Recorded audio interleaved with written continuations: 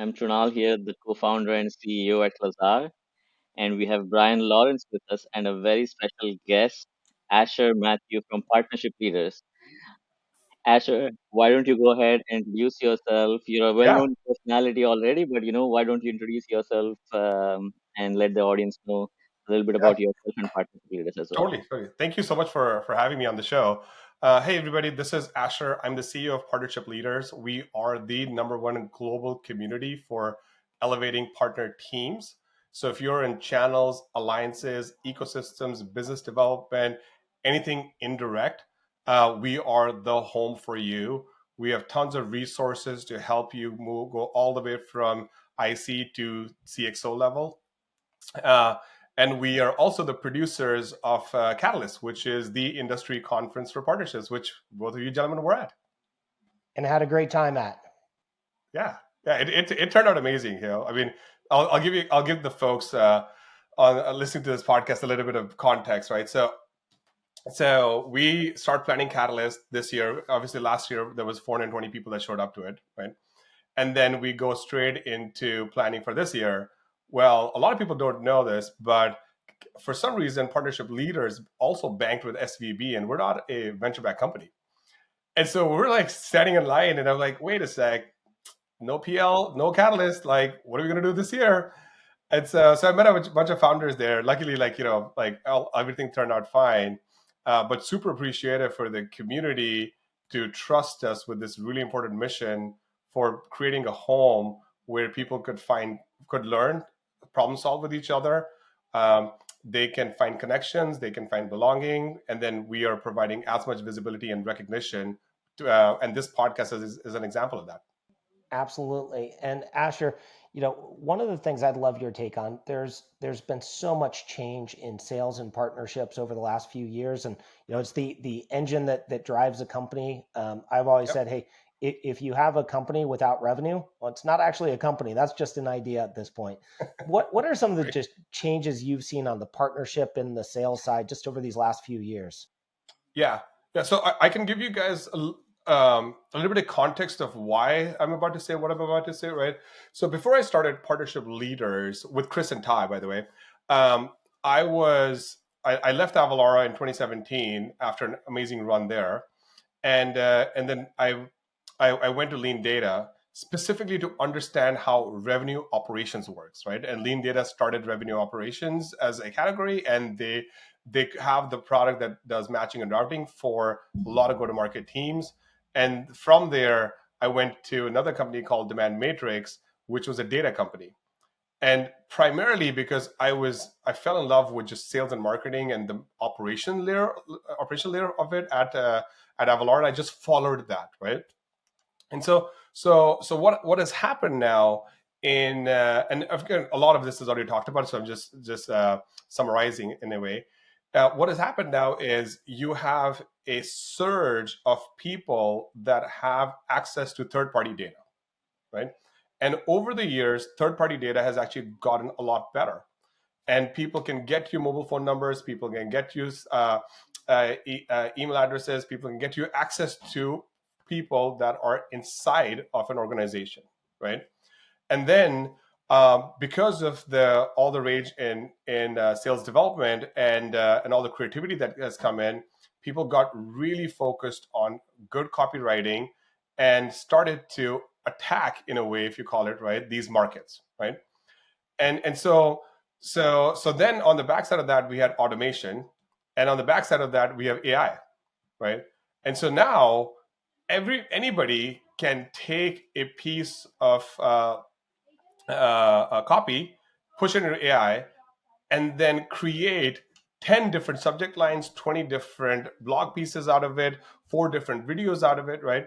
And so what's happened is, like, everybody is creative now. So when everybody's creative now, at some level, everything starts to look the same. Now, you have that as a backdrop, and you also have people that are just anxious now, right?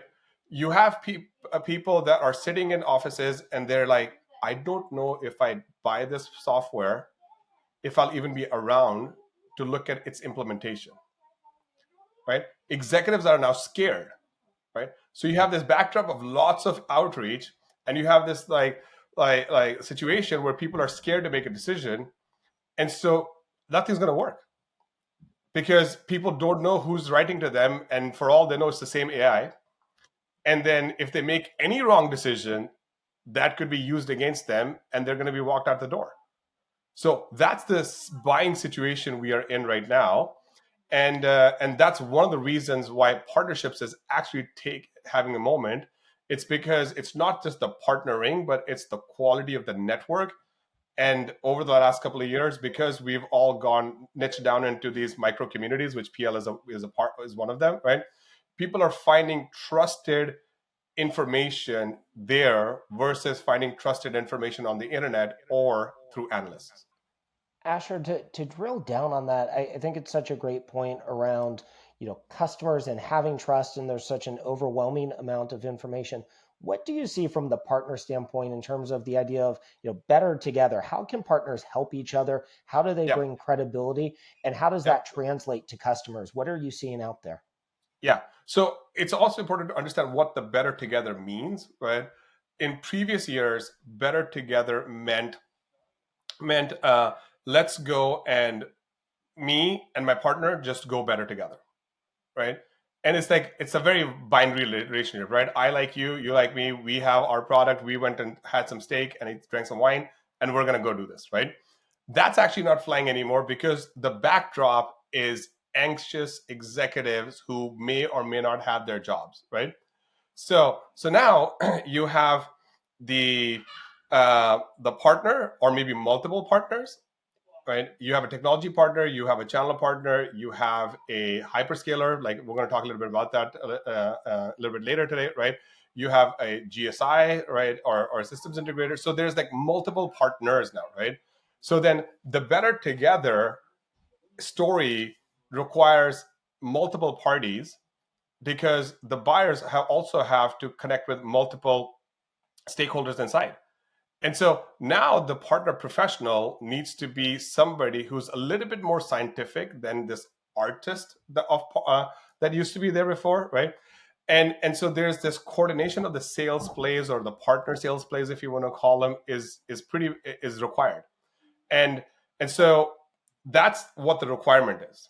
Let's talk about the talent, right? So a lot of the partner people come from channels. Channels is a binary equation, right? It's like you're either going to go resell, refer, or OEM. That's it. Well, every one of those channel partners wants more access to customers. Those customers are sitting with integration partners. So now you have another situation where the channel partners and the technology partners actually have to work together. So now how many people do you know that can like bring Apple's consultants network and Apple's app store together, partners together? There are very few people, maybe like 2 people on the planet, right? Actually, SAP today launched a job called the Ecosystem Revenue Officer. And they clearly say that this person is responsible for all partner motions, including marketplaces. And you guys were both at Catalyst. We talked about this at Catalyst. We were like, to increase the impact of our programs, we must go learn new routes to market. So now that's the current situation of why you need a holistic, almost a CRO level partner leader, and there just aren't enough. Perfect. Absolutely. So, Asher, a follow-up question for you is, as these partnership ecosystem, the community of partnership people grows, what are some of the toughest challenges that the partnership teams of today are Yep. facing in terms of scaling revenue? You touched upon that a little bit in Yep. the start of the podcast, but like, do you mind elaborating a little Sure. bit more? Yeah. So I think the top priorities for partner leaders, right, are they need to overcome multiple challenges now, right? So what you've got is a situation where there's a lot of start-stop happening in the macro world, right? Which again brings confusion to the market, which brings confusion to executive teams. So you just have new executive challenges that we just haven't, we're not used to dealing with before, right? Then you have way more stakeholders that you need to work with. Then you need to figure out how to secure investment, right? Which leads to budget. So now you are a partner leader that has to go and figure out, how do I get budget for my team? Once I have that team, they have to go to customers and find out which budget are they going to hit and grab, and then bring revenue in. So it's like it's almost like a double-sided budget problem. I'd be curious to hear what you guys think. Like, that's my view. Yeah, so on the partnership side, what we are seeing is more and more adoption of technology is definitely going in. Traditionally, when if you looked at all of the like channel resellers and all of these other channels and the way the partnerships were done, didn't have as much integration of technology. And as they say, software is eating the world. It's Yep. kind of what's happening in the partnership ecosystem as well, where there's newer, better tooling available, lots of smart people have come together to figure out, hey, let's try to solve this problem in a certain way with automation more than having to do more process around it. So that's kind of what I am seeing, and which is also the reason why I felt like Lazar was a perfect fit for to solve some Yep. of the problems which we'll talk about down the line for sure. A Yeah. follow-up question for you, Asher, is let's say if I'm a partnership leader at Yep. company X today, right? And as we described, there's 50 things that I have to do to make sure the revenue is growing. As a partnership leader, how do I evaluate the best GTM channels out of all of the many of options that I have available at my disposal? Yeah. And like, I have a very scientific view of doing this, right? And I think there's some art to it too. I would love for Brian to chime in this one too, right? Because he's running sales at your company, right? But to me, you look at go-to-market metrics, you do a few experiments, look at go-to-market metrics, and then start to figure out where you're going to go scale, right? But then the other big piece is, wherever there's free budget, you go there first, right? And that's why I said, like, there's a science to it, and then there's the art to it. The art is like, wherever you can find budget, you go there, and then build things out, and then you go scale there. But Brian, what do you think? Yeah, and Asher, I loved the point you made earlier about there's been this evolution from, you were talking about those kind of infamous BD partnership deals that were, made on a golf course, and it was like we like you, you like us. We called them the Barney deals, Yes. and nothing actually came from them. It was like, oh, Yeah. great, we're going to do a press release, but like at the end of the day, every CRO, every head of sales, what we care about is revenue, and I think Yep. for the partners being able to tie that back, as you said, there is an art to it, but there's also got to be a grounding in data of like, Yep. what are we generating? And I think you're seeing investment in software in the channel and things like, Crossbeam, which, Yep. they were there at Catalyst Partners. I've known Bob Moore, who CEO founder from there. I remember 4 or 5 years ago, he was showing me kind of on a napkin at a Starbucks this idea for Crossbeam. And it's like, I think that brings so much validity when you can actually tie these things together instead of just talking about them.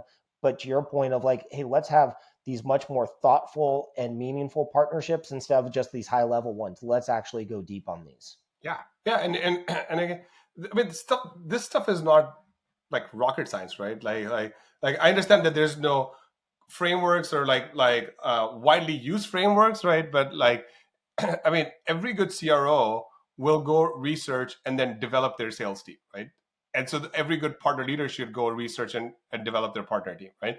The same way, every good technology partner should go research the use cases and then develop the integration, right? Like this is a little bit universal, right? That's why there is an R&D line on the P&L, right? Then you go to sales and marketing, you figure out, and that's why there's a sales and marketing line on the P&L. You figure out revenue, repeatability, you drive rigor through your systems, you establish respect amongst for your brand, you build resilience so that you can survive tough times, which is one of the things that we're all doing right now, and then you build a business. And I don't think it's much more complicated than that, but there is a internalization of this thing that needs to happen, and there are, like, a lot of our members are doing it. In fact, we launched today 100 people who we believe are either current experts or are on the path to being experts in partnerships. And 2 or 3 years ago, they were just members. They just started with us, and now they are able to go for these like 300K-400K jobs, and they're going to build the future partnerships because they think both about the transaction, the non-transactional side of partnerships. And Asher, I got a two-part question for you here. We'll step it up a notch. Two-part questions Okay. now. One, you talk to a ton of CROs and heads of sales, and I would love to hear your thought on one, how they've changed in terms of what they're looking for from the head of partnerships, from that strategic channel. And then I want to tie that into the second question is something you touched on earlier, which I totally agree with, which is every CRO, every VP of sales I talk to all kind of lament the fact that it is really hard to find great people for that role, and wondering why you think that is so challenging. Yeah, totally.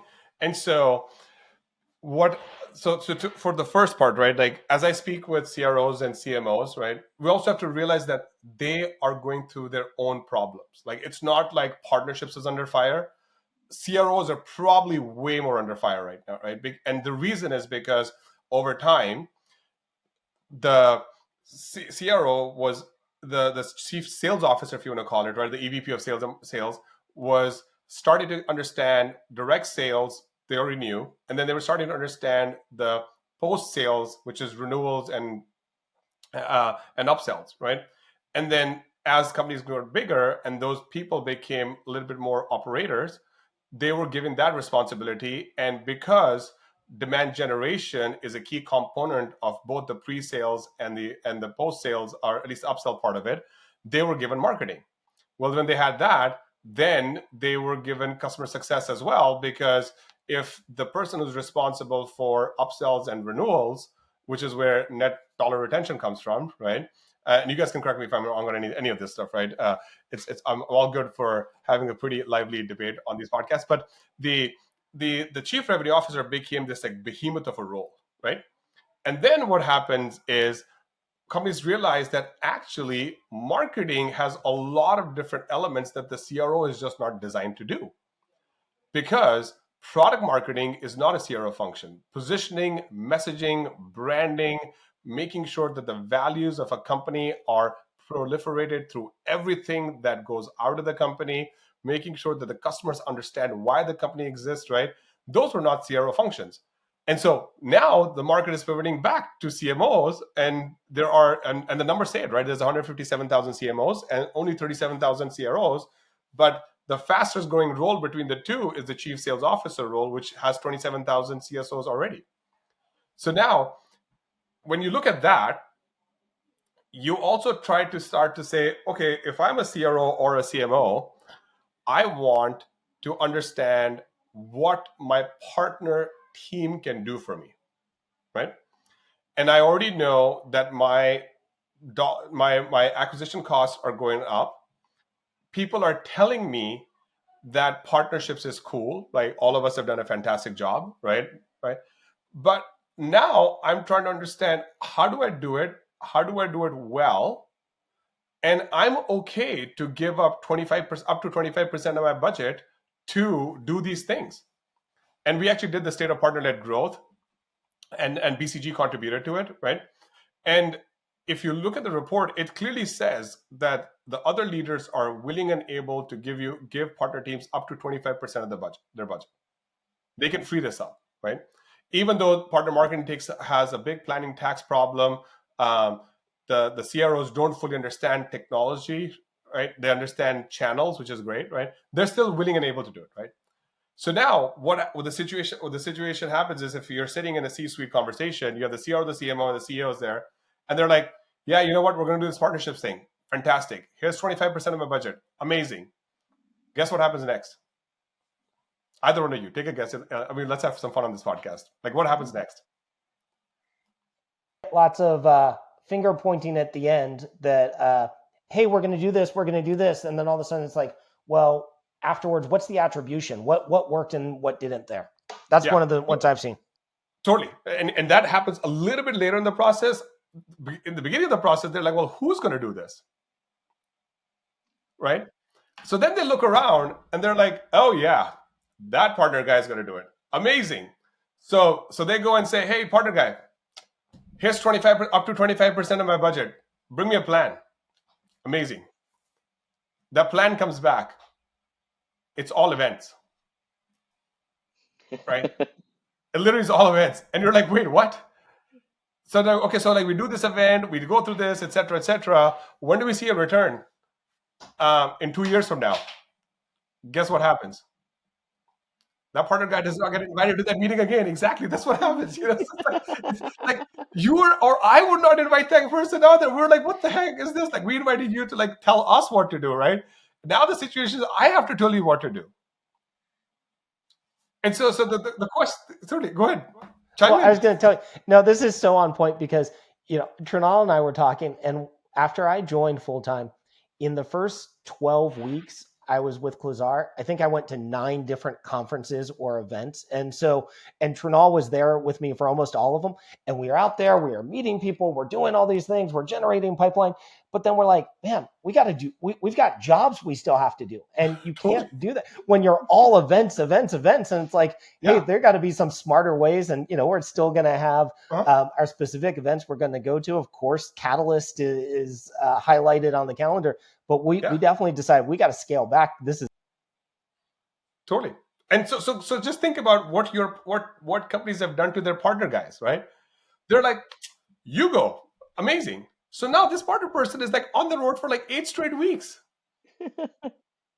Totally, right? And then they come back and then they're like, hey, I did all this reporting, etc. Sorry, I did all this like lead generation activities. I did all these amazing things. And then what happens is the C-suite goes, all right, well, let's pull up some reports. Okay. So who's going to do the reporting for a partner guy? Well, there's no partner ops. no. So that person now has to go do their own work to do the reporting. Right? This is So then they're like, why okay, expense reports are always 3 months late, or doing all this other stuff. 100%. So it's like, if you think about it, that role is kind of like set up for failure from the beginning because nobody paused and said, what's the resourcing plan for this? Right? Now, to be honest, that is also not the C-suite's problem. It's the partner leaders' problem. Because that person is in the role, they've been tasked to go and accomplish this, and the others had C-suite executives are now waiting to see the plan. And so Do you now the think it's problem that is they did they sign up for is it that they signed up for things they shouldn't have, or what would your advice, what would your recommendation well, I be? think they don't have a plan, right? Like how many partner people show their P&Ls? Like, just look at LinkedIn. Like sales leaders, like, oh, here, check on my matrix and check on my ratios and this and that, etc., etc. And they're like, hey, partner, show me your P&L. Just show me your cost of goods of your program. Right? None. Nothing. Then you're like, Nothing. okay, Crickets. that's like level 1, right? And you're like, okay, you know what? It's way too advanced. Let's go to like level. Let's back up a level, right? Like, show me your capacity matrix. Like, how many partners can you actually manage? It's not rocket science. There's like, they're going to go phone calls, they're going to send emails, they're going to go LinkedIn, they're going to go to events. Like, you just bundle this thing out and like, hey, I literally don't have more time in the day to talk to more than 20 people. And if you don't have it, you just go to a sales leader and say, hey, what are you using for sales? Because it's very likely it's very similar because like they have the same problem, right? So then you get to the next level, you're like, okay, well, show me your productivity matrix. Like, we have these 4 partners. They're all, one's a technology partner, one's a channel partner, one's this partner. We kind of left the door open. Everybody's coming in.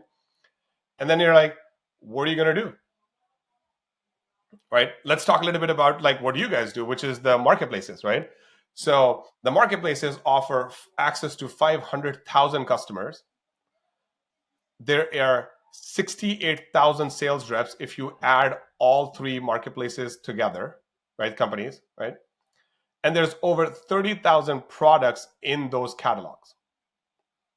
You guys can correct me wrong. This is your business, right? No, I'm just like from the outside, right? we're Spot sitting on. back letting you do the hard work, man. No, I'm just like, wait a sec. So wait, so you're gonna hire one partner person and be like, yeah, here's like a VP of partner title and go figure this thing out. Zero chance. Guaranteed zero chance, because like if you were given that problem, you would be like, where do I start? Yeah, and actually, just to add to that, the one of the philosophy that we have at Lazar is we don't start an initiative unless we feel very good about the support system that we can give to that whatever that initiative is. Yeah, Be it like, a new product line, be it yeah, hiring a new person, be it launching a new feature, whatever it is. Like we've always seen, and I've been in the industry for a long time. I've built teams, built organizations, and I've all that, right? It always challenge is not the people itself but the support system. And yes, sometimes even seasoned leaders, they don't know to ask for support. That is some of the challenges, and there can be totally. different kinds of support. They can be actually a person support, like a team behind it, sub teams, all of that. Or they can be a tooling support, which is, Yes, hey, if I just got this tool XYZ, I'm going to be 30% more productive, 50% more productive. I yep, think that is the kind of things that I don't see happen often, and yep, that is where the challenge is. Like what you're pointing out, Asher, is also absolutely bang in the middle of that problem, where, hey, if you have all this strategy and just have one person just doing it, it's just not going to work. yeah. And so again, this is like you clap with both hands, right? This is not just a C-suite problem, right? So like you go to the partner leaders, and this reminds me of like sales leaders 10, 15 years ago, right? And you say, what are you good at? Take a guess. No wrong answers. This is your podcast. You can cut it out. 10, 15 years ago, it was, we build pipeline, we close deals, we move things through quickly. Those are like the core competencies. Totally, totally. But if you ask the sales leader, tell us about your leadership style, what would they say? Pick any Motivate the word. sale. Yeah. What's that? Pick any word. Like whatever the first word that comes to your mind, right? Like you're like, Brian, like you're amazing. Like tell us about your leadership style. Like what do you do, right? Yeah. Attract and motivate. Exactly. So basically, the categories are, if you went and asked a partner leader today, 70% of them would say we are amazing at inspiration. And then the other 29% will say we are strategic. And what the market demands is for you to be really good at operations as a leader. Now, if you're a frontline leader, no problem. You can do all the inspiration you want. It's okay, right? But building the pipeline of how partnering happens and how it integrates with the other pipelines, because the routes to market are like there's 19 of them, right? And actually, Insight Partners that did a survey for SMB, mid-market, and enterprise large growth companies, like let's call them that, and on average, there were 13 different go-to-market strategies that were in play out of 18 available, right? And so the situation is like, hey, you actually need to know how to like stitch all this stuff together, and then ask for the resources, which is what Trunal was just saying, that if you have the problem, you should go yell. And I think because a lot of the people that came into partnerships, and I'm going to say something that's probably going to offend a bunch of partner people, right? They were just shitty salespeople, right? They never actually, yeah, yeah, but then they just never found their voice. Then the other problems are which organization supported them to get their voice, right? Like you have uh, 19 different organizations supporting salespeople, probably like 39 different organizations supporting marketing people. Gain's side is a whole company built to support customer success people, right? And I'm going to say something that's going to offend everybody in partner tech also, right? We have very few partner tech CEOs that are like out there congratulating the people that are literally the hero of their story. So now you have people that have like literally no support system. And that's why partnership leaders exist, because I felt that pain. And then I'm like, we should do something about it. And apparently there was a market need for it. And here we are. So we've zigzagged all over the place, but one of the things you mentioned that I want to dig back on, because here's one of the things, I think some of the great partnership leaders, to your point, one, they have to have the correct resourcing, but two, they Yes. have to have the right metrics and objectives. And so Yes. I think Totally. every sales leader will tell you about how they've heard, from some partner person who's like, we just signed last quarter, we signed up 73 new partners. And it's Yes. like, great. How much revenue did they bring? And so if we're Yes. answering the right questions, we get so much further. And I'll tell you, I was Yes. talking to a partner leader who was telling me that for his organization, they had done an analysis when they had a partner engaged in a sales opportunity, they had a 40% win rate. When they Yep. didn't have a partner, they had a Yep. 22% win rate. Yep. And as soon as he told me that, I just thought his CRO must, every time he asks for something, if I'm his CRO, he asks me for something, done, because like you've almost doubled the win rate. And so like, Yes. let's invest more. What are Yes. you seeing, Asher, in terms of those metrics that, how should partner leaders be thinking about this? What are the metrics that they should be aligning themselves with and Yeah. making sure in order to get that resourcing that's so vital to be successful? Yeah. Super. And also, I just want to add, like, a lot of the partner metrics that we share, they're almost always like double of what the previous metric was, right? And so it almost feels like it's fake, right? And so, like, and there's a lot of partner leaders out there, they're like, hey, we are contributing 20% of the revenue, we are going to do 40% now. And like, nobody's asking them to do 40%. The CFO is like, hey, just do five more points, it's good, right? So this, like, the other thing, right? Like, we don't have to be heroes. Like, we just have to go in and say, look, it's like 20%, we're going to get to 25%. Does that help us hit our board plan? Amazing, investors are happy. Let's not kill ourselves and go do this, right? So I wanted to share this because I did some work on this specific problem in January as I was getting ready to go full time. And like, the CFO was like, nobody asked them, we don't ask them to do this stuff. Like, of course, if they come and say we're going to contribute 40%, we're not going to say no, right? So it's like self infliction, basically, inflicted pain. So now, to answer your second question, in my humble opinion, uh, sales velocity is like extremely important. You don't know sales velocity, it probably is like, you could get an amazing deal that is like 3 times bigger than the direct deals, but it takes 4 times longer. You're out of cash, right? So to me, that's like really important. Um, this may be a little advanced, but like, partner leaders should understand what their contribution margin is. And if you go talk to CFOs on by using contribution margin and those other financial metrics, I think that adds a lot of credibility to like how they think. Um, I think to me, it's like the sales velocity piece is like really important, right? But what do you guys think? Like, what do you think that they should care about? Yeah, I think those are those are a couple of the key ones. And to me, it starts with working backwards from revenue contribution, pipeline contributed, things like margin, win rate, and Yep. I think that for partner leaders, you mentioned earlier kind of the rise, the return of CMOs and partner leaders, and I kind of think of them the same way. That if 75% of what they do is grounded in metrics and data, and they can show results, that other Yep. 25%, great, go for it. Do brand building, do partner marketing, do all those things. I think that's where you get that autonomy to do those type of things. But first, you Yep. have to ground it in metrics around pipeline, margin, and what gets closed. Yep. Trinal, what are your thoughts? I'm with Asher on this one. The velocity of the deals, and Asher, we are living this right now. Like, we do a bunch of partnerships with all the hyperscalers, and we have metrics to track internally how it's affecting or not our sales motion, and it's actually quite fascinating to see. And like, once you put that number in that concrete way in front of people like myself, to be honest, like when Yep. my team does that for me, it's just eye-opening. And otherwise, to your earlier point, like, how many events can someone go to, how many Right. conversations can you strike, like what happens to it eventually. Like, pipeline is one, but the other very concrete metric and something that can be very tracked very easily is the velocity of the deal. So that one is my favorite for sure.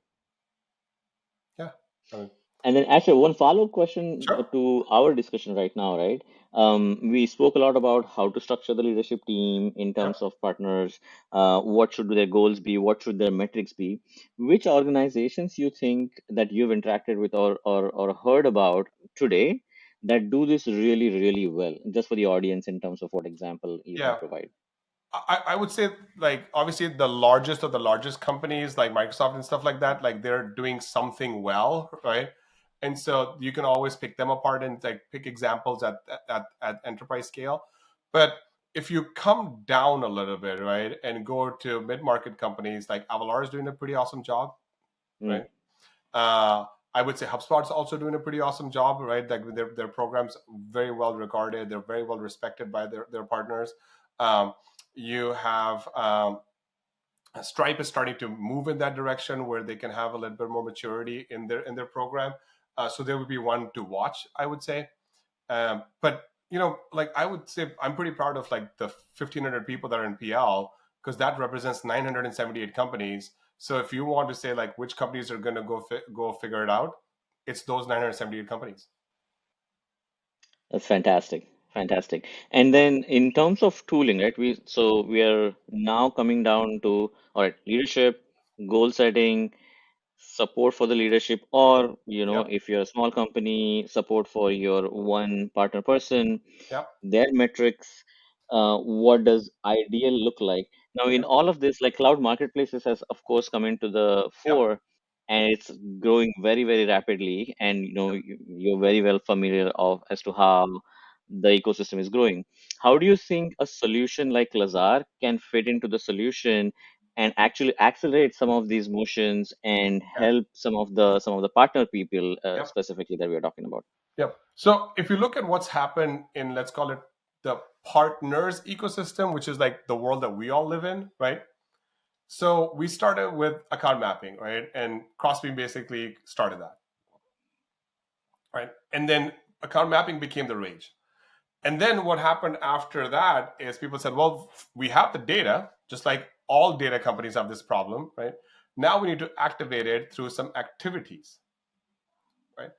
And so when you activate it through some activities, it's you start thinking about co-selling, co-marketing, and those things, right? Which in previous years with partner sales and partner marketing, it's co-selling and co-marketing specifically because there's no partners sales and partners marketing because there's multiple parties involved, right?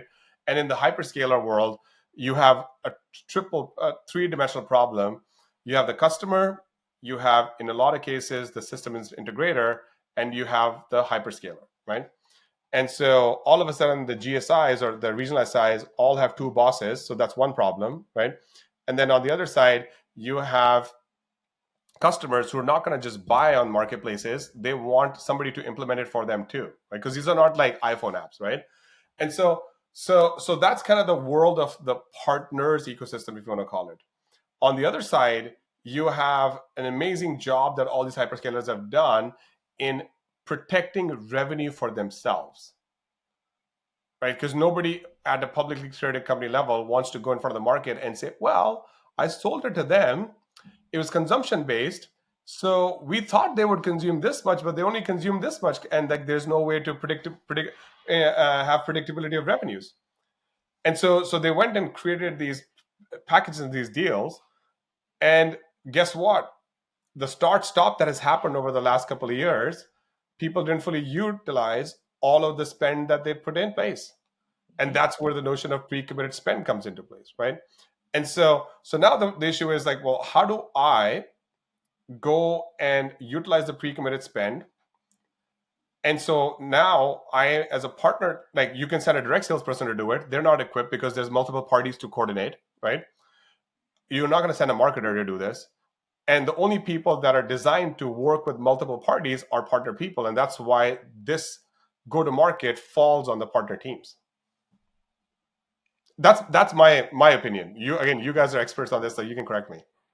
No, I think you're spot on there. Like, I think the way I think about it, Asher, in addition to the way you described is, like, I believe in software eating the world, and that's Yep. exactly what we are seeing. It's a phrase that was used many years ago, but it's fascinating to me that even in today's world, it still remains to be true.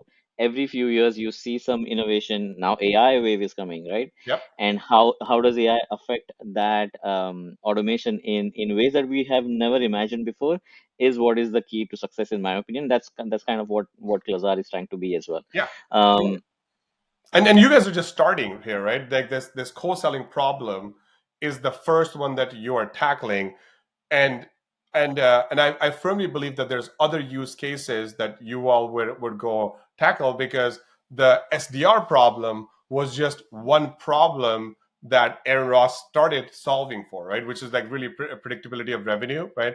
But there was like, well, how do demos get done in co-selling? Like, like how do the RFPs get done in co-selling? How do the mhm. orders get done in co-selling, right? So now you have like, so I think this is probably like a better way to summarize this is like a multi-party architecture for go-to-market. How do we create software for that? And that to me is, I believe, the opportunity that you have. Absolutely. And to add to that, Asher, like the direct channel also, right? Like there's so much Yeah. opportunity there when you Yeah. add the partnerships, the hyperscalers, and the way the business happens on the direct channel today. Like having to do Yeah. all of that for the partnership leaders, for the sales folks, the CROs Yeah. is quite challenging. So that is Yes. the direction that we are, of course, going to explore, and we are going to be moving in that Yeah, direction for and sure. I've said this a number of times, and I'm grateful for the experience that I had at Demand Base, because the Demand Base acquired two companies. There was us and another company called Inside View at the same time, and my project was to integrate the go-to-markets together, right? And if you go ask anybody that, hey, is it a good idea to integrate two companies' go-to-markets into a larger company, they would say no.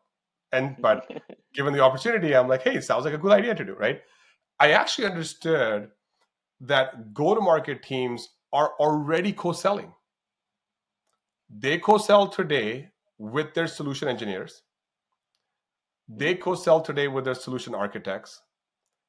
In larger deals, they co-sell today with their value engineers. They co-sell today with RevOps. They co-sell today with their SDRs. They co-sell today with marketing. Like, they're already doing this. This is not a foreign concept.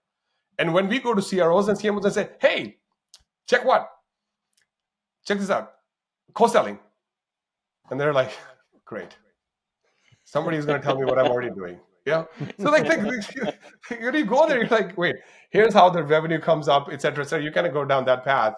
But I would not recommend people go to like a CRO and say, hey, let's go talk to you about co-selling. You can talk about a multi-partner architecture. Like maybe that's the term. Like, and I don't want to create more terms. Like there's already enough terms. But there's a multi-partner problem that we have to go solve for. And I think that's actually when you explain that and that clicks for people, I think they would actually say, wow, yes, understood. And then what do we do about it? The right thing is go try it out and then go scale with software. And Asher, to the folks out there who want to learn more about these type of issues and how they can up level themselves, learn more about them, how do they get started with partnership leaders? What's their path to getting more involved with you? Yeah, super. So we have a number of paths, right? If you want to just be a part of our free tier, because there are people that just aren't used to paying for business communities today, they want to understand a little bit more. You can go like us on LinkedIn, and it's literally partnership leaders. Like this is how underserved this market was, that the domain partnership leaders was available. Yeah. How long And ago did you so register it? we registered it 4 years ago. Yeah. So But still, 2019, like, it was still I there. don't think exactly like partnership leaders, like women in partnerships, like alliance leaders, like all these domains are available. And I'm thinking, wow, like this is amazing. And so you can go to www.partnershipleaders.com, or you can follow us on LinkedIn. You can sign up for one of our free newsletters. But I would really encourage people to become a part of the community. You can go to our website, apply now. It's a self-serve process. We have a number of people now. We're not a small company anymore. We're actually have graduated levels. So I'm pretty proud of the team. And we are putting out very high quality content that you can take into C-suite and board level conversations. We have resources available for ICs, managers, VPs, and CXOs. We're going to be putting together exec offsites where you can meet with other executives at other startups, mid-market, and enterprise companies. And so there's tons of resources that you have available. And the fastest way is to just go to our website and hit apply now. Amazing. Trunal, do you want to bring us home? Definitely. Well, first of all, one more props to partnership leaders. Like we both, Brian and I, were at the Denver Catalyst event. Amazing show. We are looking forward to doing something more deeply next year for sure. Also, I am a personal member of the Yeah, partnership yeah. leaders community, and it's been amazing to have access to the Slack channel, have support of the community. So Asher, thank you so much for, first of all, coming on this podcast and sharing your views and engaging with a very engaging conversation with us, and also for starting Partnership Leaders, the community. Thank you so much. It was wonderful having you on the podcast. Yeah, thank you so much. And thank you for supporting us. I mean, we're not going to be able to do this without you. Absolutely. Thank you so much. Thanks, Asher.